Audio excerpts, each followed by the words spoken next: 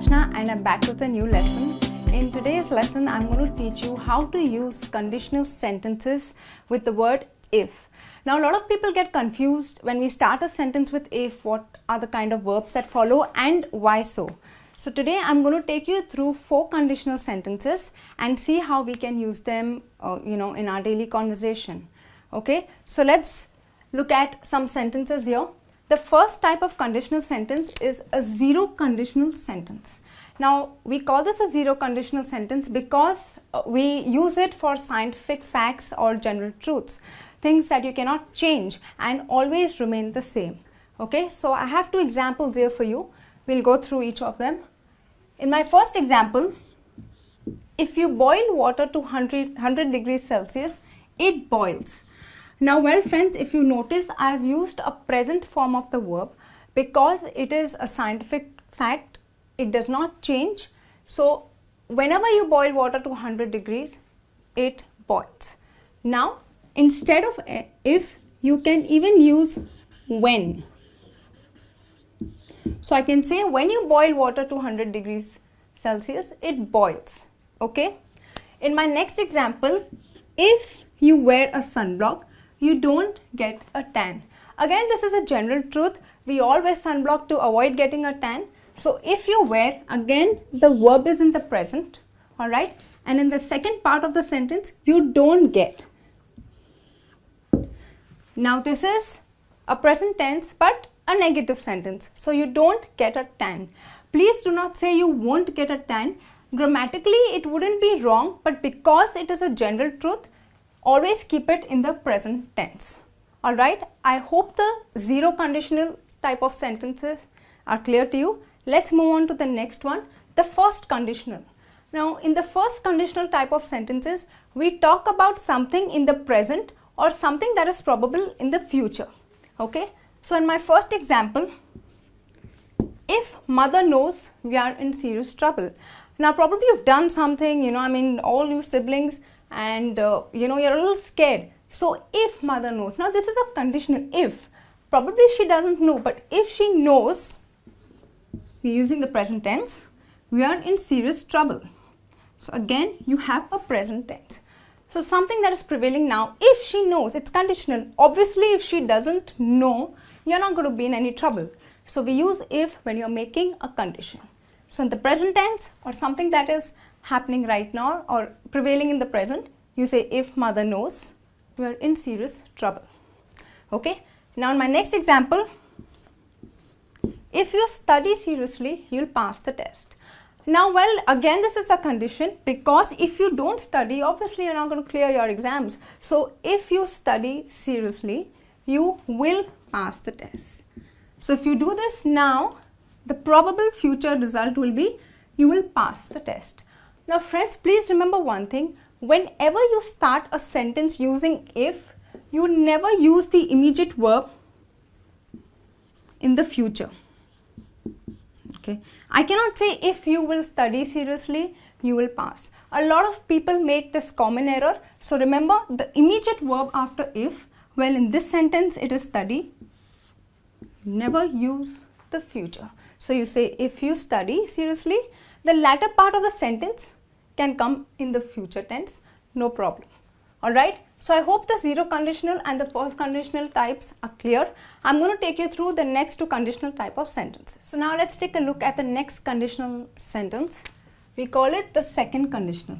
Well, we use this when we talk about a hypothetical situation, something that's unreal, you imagine, and of course it's not possible for it to happen. So something that is not real, you imagine, or something that is hypothetical, probably it could just be a vague idea, you use the second conditional. Now, I have 2 sentences here for you. Let's see what form of the verb we use in the second conditional. If I won a lottery, I would buy a Ferrari. You have general conversations, if I do this, if I do that. But something that is again very imaginary or unreal, you always take the verb in the past tense or what we call the second form. This is because it is not something that is prevailing in the present or probably it won't even happen in the future. So, we use the word in the second form. So, if I won, I would buy. Not I will buy, you take it in the past, I would buy a Ferrari. Okay. In my next example, if I became the president, I would make a lot of changes. Well, you know, a little boy in a school says, you know, when I grow up, if I became, or even now when he talks about it right now, of course, he's too small, he's not qualified to be a president. He says, if I became the president, I would make a lot of changes. Something that is unreal, okay, it's imaginary, it's just an idea that he's talking about. So he says, if I became, past form, I would make. Again, he will not say I will make, I would make. You take the verb in the past form. So friends, remember when you're using a second conditional, which means something that is imaginary or unreal, you always put the verb in the second form after if. And of course, even in the following sentence, like you see here, the verbs are in the past form. Alright. Okay, now I'm going to bring about a small comparison between the first conditional and the second conditional, and I hope this is going to even make the session even more clearer. Okay, now in my comparison, I've taken the same sentence and I've put, if I become the president, I will make. Now if you go to see the structure, this is taken from the first conditional, where something that is probable in the future. Now a presidential candidate who has or who is qualified to be a president can make this statement, because probably next month he does stand a chance of becoming the president. So something that is probable in the future, he can say this.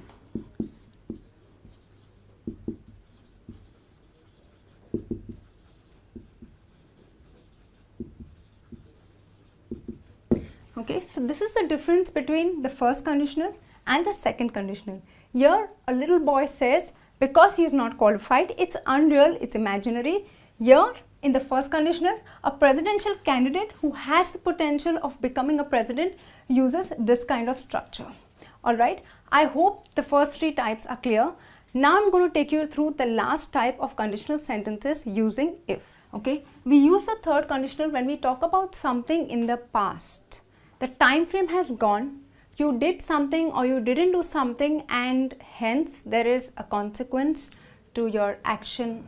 Okay, so I have two examples. If you had worn a sunblock, okay, probably last week you were at the beach and you didn't wear a sunblock, so you've got a tan. I tell you, if you had worn. Now when I say if you had worn, that means you didn't do this, you hadn't worn a sunblock. So here we take the past perfect tense, that is had, okay, with the verb in the third form, or what we call the past participle. So you have wear, wore, worn.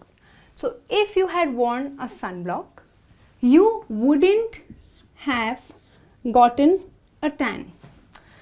Okay, so here in the second part of the sentence, you say would with have and the verb in the past participle, so you wouldn't have gotten a tan.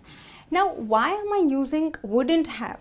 Because you're talking about something that happened in the past, you didn't wear this, and so this is a result or a consequence of something that you didn't do. Please remember, this is completely in the past, the time frame has gone, the action of doing or not doing is just over, it's not going to come back. So something that's in the past you did or didn't do, and as a result we use the third conditional, that is if had plus past participle with would have gotten a tan. Now using the negative depends on the situation. Like let's take a look at the second example. If you hadn't warned me. Okay, so when I say if, conditional if means you did warn me, right? So if you hadn't warned me, again the past had plus the past participle, that's your verb in the third form. Okay, I would have told mother about your test results. So probably you came up to me and told me, please don't tell mom that I have not cleared my exam. So you warned me. Okay, but if you didn't, if you hadn't, okay, this would have been the result. I would have told mother about your results. Okay, I hope the third conditional is very clear to you. Again, this is for something that happened completely in the past, the time frame has gone. Remember to use your verbs correctly. Had plus verb in the third form. That's your past perfect, because we're talking about something that is completely in the past. And would have or wouldn't have, depending on the situation, with the verb in the third form. That's the past participle. Alright, friends, this brings me to the end of this lesson. I hope you enjoyed watching this lesson. I'm sure a lot of your doubts will now get clear. And please do put in your comments and queries if any. I'll be back soon with a new lesson. Till then, take care and bye.